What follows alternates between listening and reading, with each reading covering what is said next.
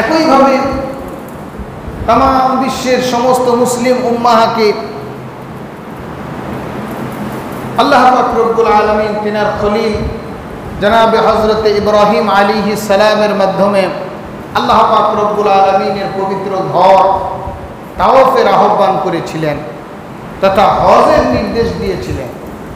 কিন্তু এই হজ আল্লাহ পাক রব্বুল আলামিন তাদের উপরে ফরজ করেছেন যাদেরকে আল্লাহ পাক রব্বুল আলামিন সামর্থ্য দিয়েছেন, বলি আলহামদুলিল্লাহ। আল্লাহ পাক রব্বুল আলামিন যদি এমনটি বলতেন যে আমি হজ করার কথা বলেছি, তুমি গরিব হও, দুঃখী হও, মরো আর বাঁচো, আমি ওইটা বুঝি না, তোমার আইসা হজ করে যাওয়া লাগবে, তাইলে বুঝতাম যে আমাদের উপরে জুলুম করা হয়েছে, ঠিক কিনা বলেন? কিন্তু আল্লাহ পাক রব্বুল আলামিন তার হাবিব সাল্লাল্লাহু আলাইহি ওয়াসাল্লামের মাধ্যমে জানিয়ে দিয়েছেন, নো টেনশন, কোনো চিন্তা নেই, তোমার সামর্থ্য নেই, আল্লাহ পাক রব্বুল আলামিন তোমাকে হজ নামক যে ফরজ ইবাদতের নির্দেশ দিয়েছেন সেখান থেকে তোমাকে রুখসত দিয়েছেন, খালাস দিয়েছেন, বলি আলহামদুলিল্লাহ। কিন্তু যাদেরকে আল্লাহ পাক রব্বুল আলামিন অর্থ দিয়েছেন, সে সামর্থ্য দিয়েছেন, তাদেরকে আল্লাহ পাক রব্বুল আলামিন হজ করা ফরজ করে দিয়েছেন। তাম বিশ্ব থেকে আল্লাহ পাক রব্বুল আলামিনের অসংখ্য অগণিত বান্দাগণ আল্লাহ পাক রব্বুল আলামিনের পবিত্র ঘরে গিয়ে হাজিরা দিয়েছেন। তিনারা আরাফার ময়দানে অবস্থান করেছেন, আজকে তিনারা মিনায় কুরবানি করেছেন, এরপরে আবার শয়তানকে পাথর নিক্ষেপ করবেন, বলি আলহামদুলিল্লাহ। আমাদের সকলের হৃদয়ে চায়, আমাদের যাদেরকে আল্লাহ পাক রব্বুল আলামিন এখনো নেন নাই, আল্লাহ পাক রব্বুল আলামিন যেন আমাদেরকে আমাদের জীবদ্দশায় সুস্থ থাকাকালীন আল্লাহ পাক রব্বুল আলামিনের পবিত্র ঘর তাওয়াফ করা, রাসূল মকবুল সাল্লাল্লাহু আলাইহি ওয়াসাল্লামের রওজা মুবারক জিয়ারত করার তৌফিক দান করেন। সকলে দিল খুলে পড়ি আল্লাহুম্মা আমিন। যাদেরকে আল্লাহ পাক রব্বুল আলামিন নিয়েছেন তাদেরকে আরো যাওয়ার তৌফিক দান করেন, সকলে বলি আল্লাহুম্মা আমিন। যিনারা গিয়েছেন তিনাদের মনে নইলে কষ্ট থাকবে, খালি যারা যায় নাই হুজুর তাদেরকে নিয়ে দোয়া করলো, আমরা গেছি দেখে কি আর যাওয়া যাবে না? যাওয়া যাবে। আপনারা যাদের সামর্থ্য আছে তারাও যাবেন। তাহলে আমরা যে বিষয়গুলি জানলাম, যে বিষয়গুলি বুঝলাম, যে আল্লাহ পাক রব্বুল আলামিন কোনো আমলের ক্ষেত্রে বান্দার উপরে জুলুম করেননি। যেমন আগামীকালকে ঈদুল আযহা, ঈদুল আযহার ব্যাপারে তথা কুরবানির ঈদের ব্যাপারে আমরা ঈদুল আযহা বলি। উদহিয়া শব্দের অর্থ হচ্ছে উৎসর্গ করা, ত্যাগ করা, যার সম্পূরক সমর্থক শব্দ হচ্ছে কোরবান। আল্লাহ পাক রব্বুল আলামিন পবিত্র কোরআনুল কারীমের মধ্যে কোরবান শব্দকে উল্লেখ করেছেন, বলি আলহামদুলিল্লাহ। আল্লাহ পাক রব্বুল আলামিন বলেছেন, ইয ক্বাররাবা কুরবানান ফাতুকবিলা মিন আহাদিহিমা ওয়া লাম ইউতাকাব্বাল মিনাল আখার। বলেন সুবহানাল্লাহ। আল্লাহ পাক রব্বুল আলামিন বলছেন, যখন তারা উভয়ে আমার দরবারে কুরবানি উপস্থাপন করলো, তাদের একজনেরটা আমি কবুল করলাম আর একজনেরটা আমি কবুল করলাম না। বলেন সুবহানাল্লাহ। ইতিপূর্বে এই আলোচনা গত হয়েছে, কিন্তু বুঝানোর তাগিদে একটু আবার আয়াতে কারিমাখানা উচ্চারণ করলাম। তাহলে কোরবান শব্দটি পবিত্র কোরআনুল কারীমের মধ্যেই আছে। কোরবানির ব্যাপারে, ফজিলতের ব্যাপারে, আল্লাহ পাক রব্বুল আলামিনের নির্দেশনার ব্যাপারে আমরা মোটামুটি আলোচনা করেছি। সেক্ষেত্রে আমাদের আলোচনাগুলি আরও একটু গোছালো, আরও একটু ব্যাপক হওয়ার দরকার ছিল, কিন্তু সময়ের স্বল্পতার কারণে ব্যাপক আকারে আলোচনা হয়নি। আজকে যতটুকু সম্ভব হয় ততটুকু আলোচনা করব। আর আল্লাহ পাক রব্বুল আলামিন যদি তৌফিক দান করেন তাহলে আগামী বছরে একেবারে হজ এবং কুরবানির আদ্য প্রান্ত A to Z ইনশাআল্লাহ আলোচনা করার চেষ্টা করব। আল্লাহ পাক রব্বুল আলামিন তৌফিক দান করুন, সকলেই বলি আল্লাহুম্মা আমিন। আল্লাহ পাক রব্বুল আলামিন পবিত্র কালামে হাকিমের মধ্যে ইরশাদ করে বলেন, ওয়াল বুদনা জাআলনাহা লাকুম মিন শাআইরিল্লাহি লাকুম ফিহা খায়র। আমি কোরবানির উটগুলিকে সারি সারিভাবে তোমাদের কল্যাণের জন্য তোমাদেরকে দিয়েছি। তোমরা সেই পশুগুলির উপরে আমার নাম উচ্চারণ করবা, বলি সুবহানাল্লাহ। ফাযকুরুসমাল্লাহি আলাইহা, আল্লাহ পাক রব্বুল আলামিন বলেন তোমরা সেই পশুগুলির উপরে আমার নাম উচ্চারণ করবা। তথা আমরা যখন পশুগুলিকে কোরবানি করি কার নাম উচ্চারণ করে করি? সকলে একটু জবান খুলে বলেন, কার নাম উচ্চারণ করে করি? আমরা পশুগুলি জবেহ করার সময় বিসমিল্লাহি আল্লাহু আকবার বলি কিনা? আল্লাহ পাক রব্বুল আলামিনের নাম উচ্চারণ করে এরপরে পশুগুলিকে আমরা জবেহ করি। আর আল্লাহ পাক রব্বুল আলামিনের নিকট ঈদুল আযহার দিনে সবচেয়ে প্রিয় আমল হচ্ছে আল্লাহ পাক রব্বুল আলামিনের সন্তুষ্টির জন্য রক্ত প্রবাহিত করা, বলি সুবহানাল্লাহ।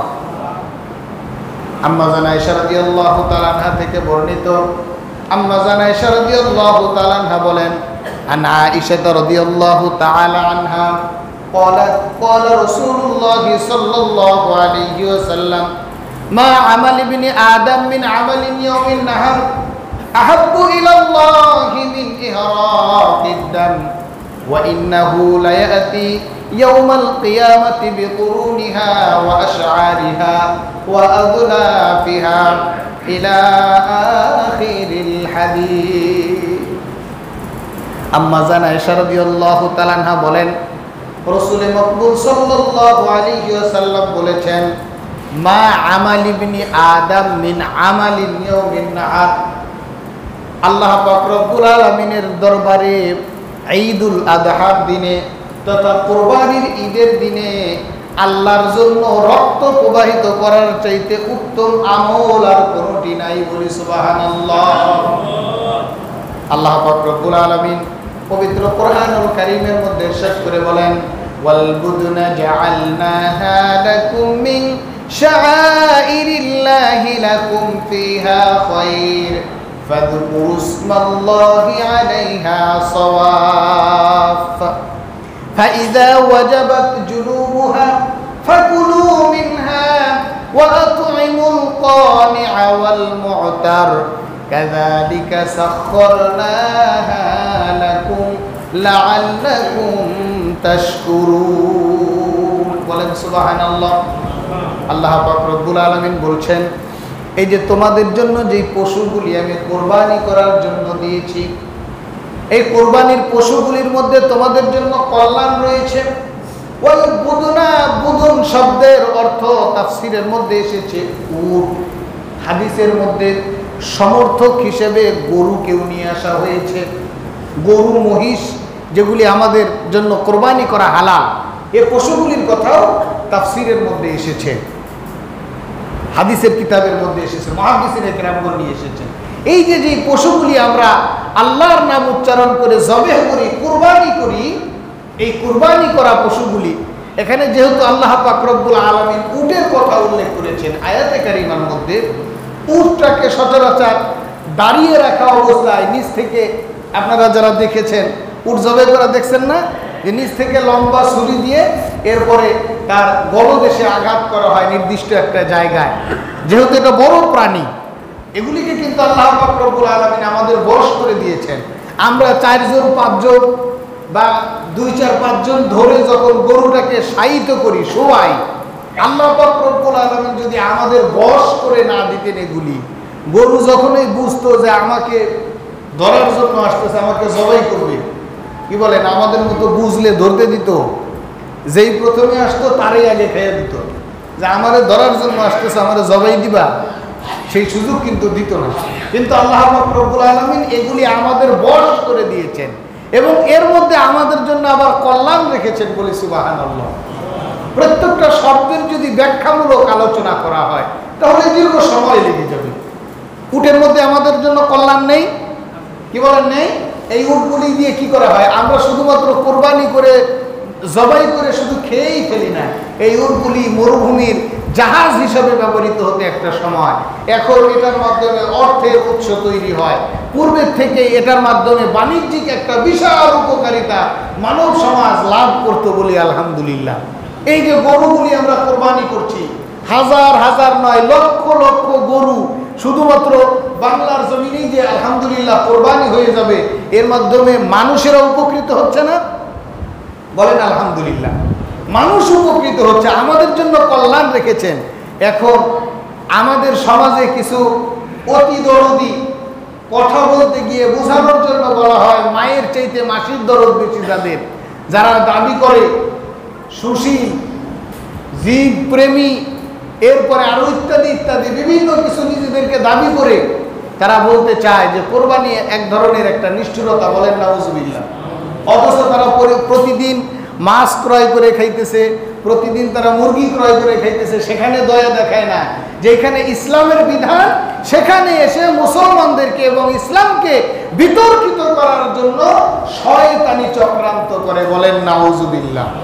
তাদের এই চক্রান্তে আমাদের কোনো কিছু আসে যায় না। আল্লাহ পাক রব্বুল আলামিন এর মধ্যে আমাদের জন্য কল্যাণ রেখেছেন।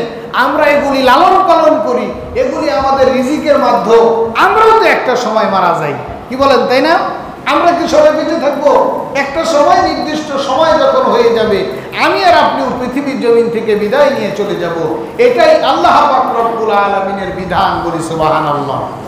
আমরা আল্লাহ পাক রব্বুল আলামিনের বিধানকে মেনে নিয়ে তিনার হুকুম হাকাম আমাদের জীবনের প্রতিটি পদক্ষেপে আমরা পালন করি। বলি আলহামদুলিল্লাহ।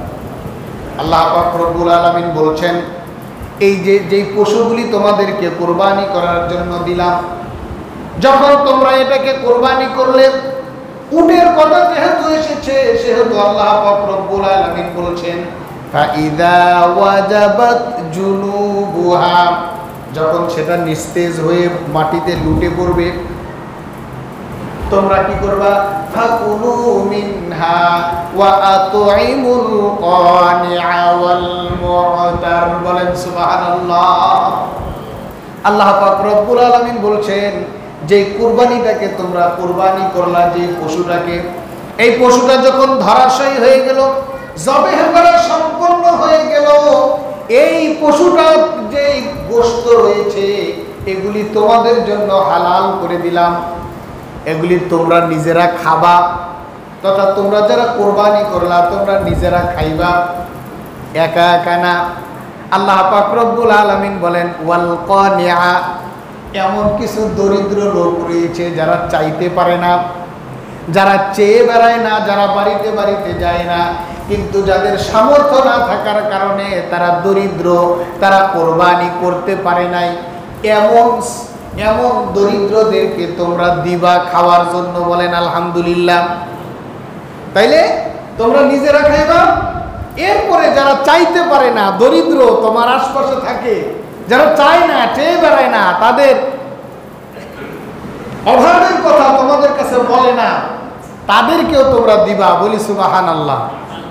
আবার আল্লাহ পাক রব্বুল আলামিন বলছেন ওয়াল মু'তার, এবং যারা চেয়ে বেড়ায় তাদেরকেও তোমরা দিবা। বলেন সুবহানাল্লাহ।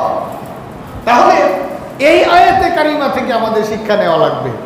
আমরা যে কোরবানি আল্লাহর রাস্তায় করছি, আমি প্রথম দিকে আলোচনা করেছিলাম যে আল্লাহ পাক রব্বুল আলামিন যদি চাইতেন এই কোরবানি রক্ত গোশত কিছু না দিয়ে পূর্বের জামানার মতো উপর থেকে আসমান থেকে এক ঝলক অগ্নি পাঠায় এরা পুরাই দিতে পারতেন না, যে তোমার কোরবানি কবুল হয়ে গেছে, তুমি আর এটা খাইবা কি? তুমি তো এটা আল্লাহর জন্য দিয়েই দিছো, এখানে আর তোমার কোনো দাবি থাকতে পারে? কি বলেন, আমাদের আর কোনো দাবি আছে?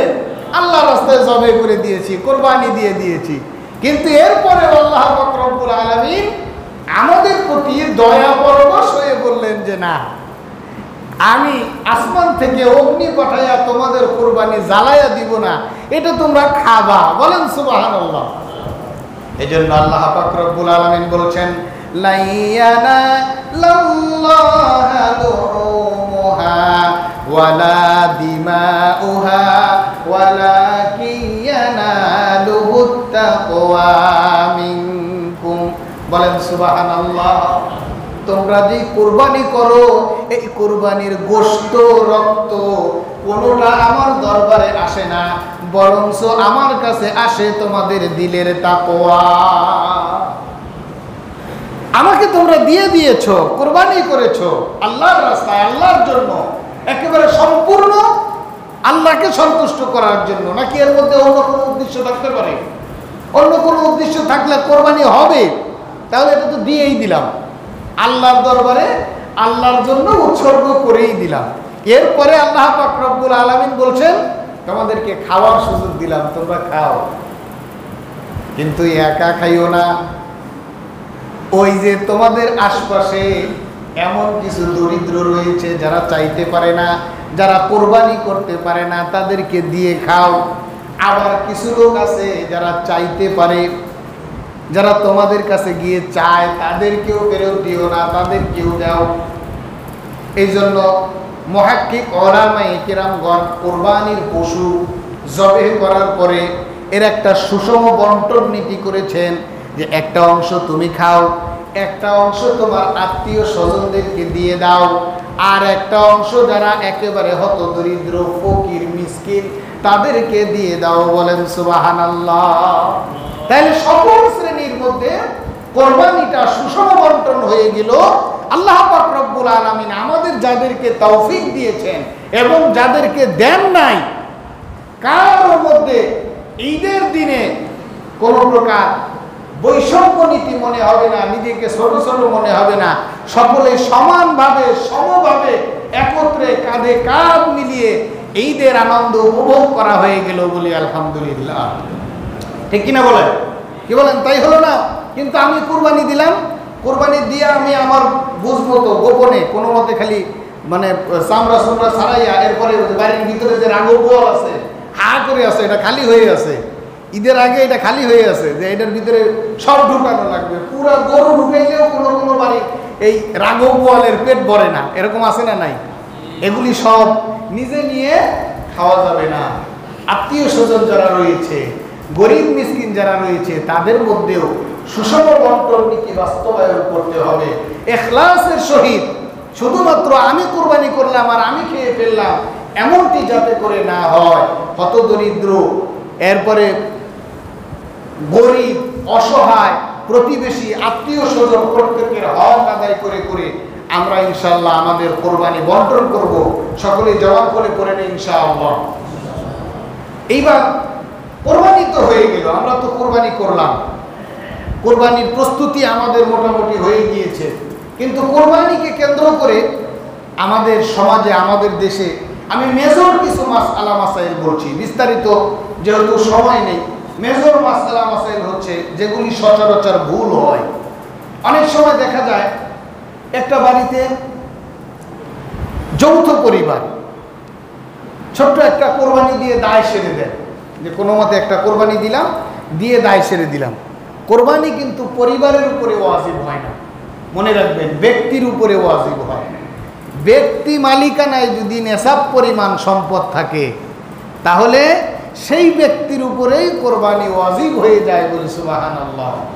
কিন্তু দেখা যায় আমাদের দেশে একটা পরিবারে একজন ইঞ্জিনিয়ার আছে, একজন ডাক্তার আছে, একজন মাস্টার আছে, সকলের এই কি বলেন, সকলের অর্থও আছে, উপযুক্ত অর্থও রয়েছে, কিন্তু তারা একজনকে নেতা মেনে কেউ দিল 10,000, কেউ দিল 5,000, মিলাইয়া 50,000 উঠায় একটা কোরবানি দিয়ে দিল, দায় সেরে দিয়ে দিল। এতে করে কিন্তু কোরবানি যাদের জিম্মায় ওয়াজিব ছিল তাদের কিন্তু ওয়াজিব আদায় হলো না।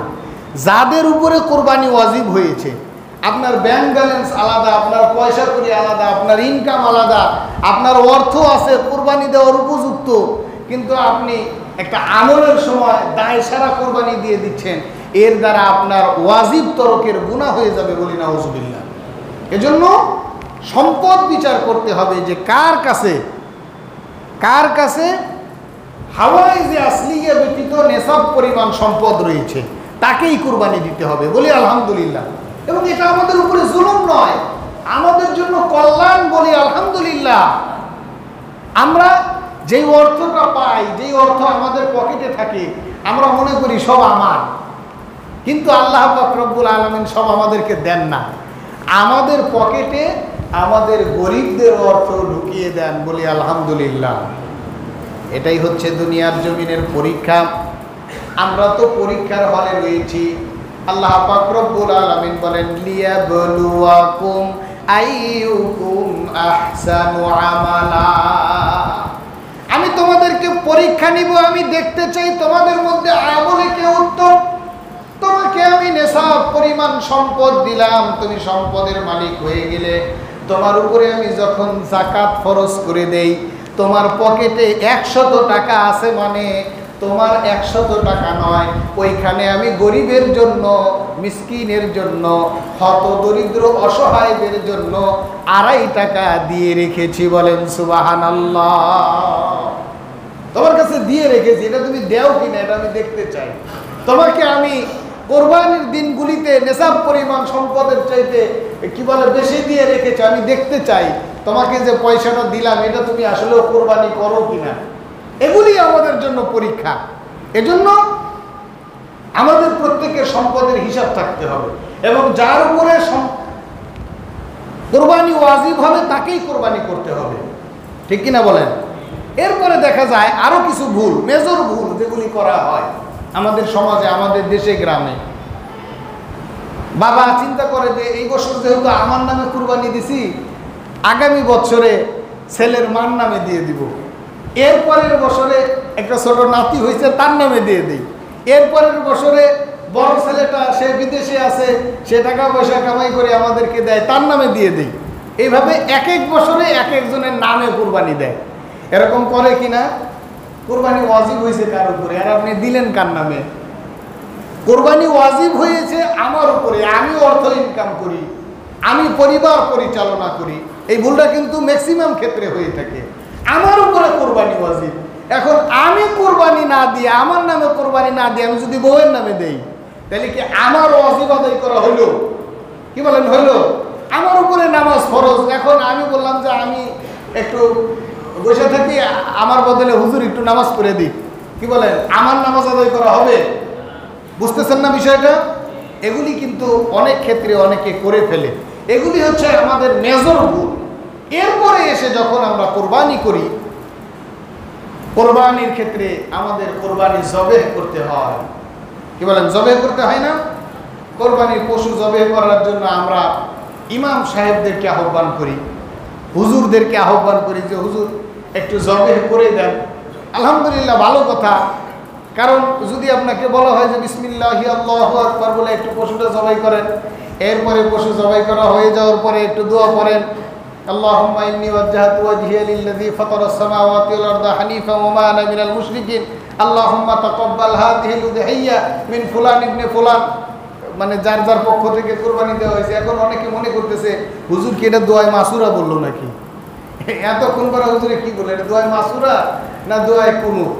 মানে দোয়া কালাম শেখার ক্ষেত্রে আমাদের এতটা দুর্বলতা রয়েছে, আমাদের ব্যক্তিগত আমলগুলির পর্যায়ে আমাদের এতটা অবহেলা রয়েছে যা কল্পনাতীত, বলি নাউজুবিল্লাহ। এখন আমরা অনেক সুন্দর কুরবানি ক্রয় করেছি। আমি কিন্তু মাসআলা বলার জন্য বলছি, যাতে করে আমাদের কোরবানি সহি হয়, আল্লাহ পাক যাতে করে আমাদের কোরবানিগুলি কবুল করে নেন, যাতে করে এর ভিতরে কোনো ত্রুটি বিচ্যুতি না থাকে। এজন্য আমি মৌলিক বিষয়গুলি খুলাসা করছি। আমরা কোরবানির জন্য প্রস্তুতি গ্রহণ করি, ঈদের দিন কোরবানি তৈরি করি। উত্তম হচ্ছে নিজের কোরবানি নিজে করা। গোমর রেখে তো লাভ নাই, মানে পানি পড়ার মতো হুজুর আউযুবিল্লাহ বিসমিল্লাহ করে সব কিছু আস্তে করে জোরে ফু দেয়, পাবলিক মনে করে হুজুর কোন জানি দোয়া করে ফু দিছে, আসলে পড়ছে সূরা ফাতিহা। বলেন আলহামদুলিল্লাহ। এটা একটা স্টাইল আর কি, পড়তে গিয়ে শব্দ আর জোরে পাওয়া যায় না, এই জন্য পড়তে পড়তে একটু আস্তে বলতে বলতে পরে ফু দেওয়ার সময় একটু জোরে দিয়ে দিল, যে না আসলে ফু দিছি, ফু যে দিয়েছি এটা বোঝানোর জন্য একটু জোরে ফু দেওয়া হয় আর কি। তো কোরবানির ক্ষেত্রেও উত্তম হচ্ছে নিজের পশু নিজে জবেহ করা। কিন্তু আমরা হতভাগা জাতি, আমরা এটা পারি না। পারি না কেন? বিসমিল্লাহি আল্লাহু আকবার যে সহি করে বলবো এটা বলার সামর্থ্যই নাই, আর পরবর্তীতে যে দোয়াটুকু করবো এত কায়দাই নাই। এখন আগামীকালকে কুরবানি, এই দোয়া শিখতে সময় লাগবে 3 মাস। হুজুর আজকে এসে বলে যে জবের পরে বলে কুরবানির দোয়া আছে, এটা কি সম্ভব নাকি? তাইলে তো কুরবানির আগেই শিখে নিতাম। এখন নেওয়ার পরে আমি কিন্তু আপনাদের খতিব সাহেব, আমি বিষয়টা খোলাসা করতেছি, কারণ আমি তো থাকবো না, আমি তো আপনাদের পশু ক্রয় করবো না। আপনারা কি করেন না করেন এটাও আমি জানি না। কি বলেন? আমি জানি, আমি তো আপনাদের নতুন খতিব। আমি এই জন্য হুজুরের কাছে কোনো কিছু জিজ্ঞাসা করি নাই, যে জিজ্ঞাসা করলে ওয়াজ করার সময় প্যাঁচ লেগে যাবে, তখন আমি খুলে আর বলতে পারবো না। যিনারা কোরবানি করবেন, যখন নিজে করতে পারবেন আলহামদুলিল্লাহ, আর যদি না করতে পারেন, ইমাম সাহেব বা যেই হুজুরকে দিয়েই আপনি কোরবানি করাইয়া নিলেন, আপনার পশুর উপরে আপনার যে কোনো ব্যক্তি যতটুকুন পরিশ্রম করেছে তার ততটুকুন পারিশ্রমিক আমাদের দিয়ে দিতে হবে। এই পশুটার উপরে কোনো দাবি দেওয়া থাকা যাবে না, ঠিক কিনা বলেন? ধরেন যে আপনি এই পশুটা কি বলে, আপনি কাটাকাটি করার জন্য হয়তো একা সম্ভব হয় না, কসাই নিয়ে আসা হয়। শুধু জবেহের কথা নয়, ধরেন কসাই নিয়ে আসা হয়। এখন কসাইয়ের সঙ্গে আপনি মিটমাট করেন নাই, কসাই আপনার গরুটা বানিয়ে দেওয়ার পরে আপনি 2000 টাকা দিয়েছেন, কসাই ধারণা করে আছে যে আমাকে 5000 টাকা দিবে। সেই জন্য আরো 2 জন লোক নিয়ে এসে একটু মানে আরামে এসে করার জন্য সে কাটাকাটি করার পরে দেখা গেছে ঈদের দিন সে পরিশ্রম করলো, করার পরে সে ভাগে পেয়েছে 300 টাকা করে। সে মনে মনে চিন্তা করতেছে, আমি গরিব মানুষ ছিলাম, ব্যাগ নিয়ে যদি ঘোরাঘুরি করতাম তাও 5 কেজি গোশ পাইতাম। আর আজকে এই বড় লোকের বাড়িতে এসে গরু জবে কইরা এরপরে এটা কাটাকাটি করার পরে 300 টাকা পাইছি ভাগে। তার মনের মধ্যে কষ্ট থাকলো কিনা? এবং হয়তোবা সে যদি আপনাকে বলে আলহামদুলিল্লাহ, না বললে কিন্তু আপনার কুরবানির মধ্যে ত্রুটি থেকে গেল, বলেন নাউজুবিল্লাহ। এরপরে যেহেতু জবেহের আলোচনা করছে, জবে করা, কষাই ধরেন পিস মানে কোরবানির গোশতের টুকরা ধরেন এত বড় জায়গায় এত বড় করলেও কোনো গুনাহ হবে না, কুরবানিতে কোনো ত্রুটি বিচ্যুতি হবে না। কিন্তু জবেহের সময় যদি ত্রুটি হয়, অন্ততপক্ষে একটা পশু জবে করতে 4টি রগ কাটাই লাগে, শ্বাসনালী, খাদ্যনালী এবং সাথে আরো 2টি রগ আছে। এই 2টা যদি না কাটে তাহলে তো আপনার কুরবানি সহি হবে না। মানে ওই যে সারা ঘর লেপে এসে দুয়ারে কালি মাখানোর মতো অবস্থা হয়ে যাবে। এজন্য বিচক্ষণ বিজ্ঞ যারা জবে করতে পারেন, আপনার করা উত্তম। আপনি যদি করতে পারেন আলহামদুলিল্লাহ, কিন্তু আপনি যদি না পারেন আপনি প্রয়োজনে দেখে শিখেন পরবর্তীতে করার জন্য। এজন্য যারা যোগ্য রয়েছেন তাদের মাধ্যমেই আমাদের পশু জবে করে নেওয়া লাগবে, ঠিক কিনা বলেন? যাতে করে জবেহের ক্ষেত্রে কোনো প্রকার ত্রুটি না থাকে। এবার জবে করানোর পরে আমাদের দেশে যেটা করানো হয়, আমরা মনে করি যে ইমাম সাহেবকে তো বেতন দিয়ে রাখি, ইমাম সাহেব হুজুর আবার মাইন্ড করেন না, যে আমরা তো বেতন দিয়ে রাখছি, হুজুরে কিছু দিলে দিলাম, না দিলে না দিলাম। এখানে আমরা চেষ্টা করব 1.5 লক্ষ 2 লক্ষ টাকা 1 লক্ষ টাকা দামের একটা গরু ক্রয় করতে পারলে যে ইমাম সাহেব বা যেই হুজুর আমার পশুটা সহিভাবে জবেহ করে দিল, কোরবানি কবুল হওয়ার মতো উপযুক্তভাবে এত দূর ব্যবস্থা করে দিলেন, তাকে উপযুক্ত সম্মানী প্রদান করা। আমি বলছি না নির্ধারিত কোনো মানে নির্ধারিত কোনো অঙ্ক আমি বলছি না, কিন্তু আমরা যারা কোরবানি করব আমরা বিবেক করে ওই যেই হুজুরের মাধ্যমে বা যেই ব্যক্তির মাধ্যমে আমরা কোরবানি করে নিব, সেই কোরবানি করানেওয়ালা ব্যক্তি সেও কিন্তু আমার পশুর উপরে পরিশ্রম করলো, মেহনত করলো, তাকে উপযুক্ত সম্মানীটুকু আমরা প্রদান করব। সকলেই বলি ইনশাআল্লাহ। আল্লাহ পাক রব্বুল আলামিন আমাদের সবাইকে যথাযথভাবে আমাদের সবাইকে আল্লাহ পাক রব্বুল আলামিন তৌফিক দান করুন, আমরা প্রত্যেকেই যাতে আল্লাহ পাক রব্বুল আলামিনের দরবারে কোরবানি উপস্থাপন করতে পারি। সকলেই বলি আল্লাহুম্মা আমিন। আরেকটু জবান খুলে বলি আল্লাহুম্মা আমিন। সম্মানিত হাজিরিন, আমাদের ডাইরেক্ট মাসালাগুলি যদি ডাইরেক্ট বলে দেই, এই যে এতক্ষণ ঘুরাইয়া পেঁচাইয়া শ্রমিকদের শ্রমের ব্যাপারে বললাম, এটা না বলে যদি ডাইরেক্ট বলে দিতাম যে কসাইদেরকে দিবেন 5000 বা বেশি করে দিবেন, ইমাম সাহেবদেরকে দিবেন 2000 1000, তখন অনেকেই মনে করতো হুজুরে কি শুরু করছে, ডাইরেক্ট দেখি মারে, এর কোনো অ্যাঙ্গেল উঙ্গেল নাই, বুঝাইয়া সুজাইয়া কয় না, কি বলেন তাই না? এই জন্য মাসআলা মাসাইলের জন্য লম্বা সময়ের প্রয়োজন হয়। ওদিকে আমাদেরও সময় হয়ে গিয়েছে, আমরা এখন সুন্নতে সময় দিয়ে দিব, কিন্তু তার পূর্বে ঘোষণা হচ্ছে আমরা যারা কোরবানি করব, ইমাম সাহেব হুজুর এই বিষয়টা আমাকে অবগত করেছেন। সিটি কর্পোরেশনের পক্ষ থেকে পলি দেওয়া আছে, এরপরে আপনার ব্লিচিং দেওয়া আছে, পাউডার দেওয়া আছে আর কি। আমরা আমাদের বর্জ্যগুলি যত্রতত্র ফেলে, দেখেন আমরা কোরবানি করলাম, আবার অন্য মানুষদেরকে যদি কষ্ট দেই তাইলে এটা হবে? আল্লাহ তাআলা খুশি হবেন? আমাদের কোরবানির বর্জ্যগুলির মাধ্যমে যাতে করে আল্লাহর কোনো বান্দা কষ্ট না পায় সে ব্যাপারে আমরা সর্বোচ্চ সচেতন থাকব। এবং আমরাই যেহেতু এই মহল্লায় বসবাস করব, আমাদের মহল্লাটাকে ক্লিন রাখার দায়িত্ব আমাদের নিজেদের। সেক্ষেত্রে সিটি কর্পোরেশন যেহেতু আমাদেরকে সহযোগিতা করছেন পলিথিন দিয়ে, পাউডার দিয়ে, তাহলে আমরা কেন সেখানে ত্রুটি করব? আমাদের গোশতগুলি ঘরে উঠানোর আগে ময়লাগুলি আগে পরিষ্কার করে ফেলবো। সকলে বলে ইনশাআল্লাহ।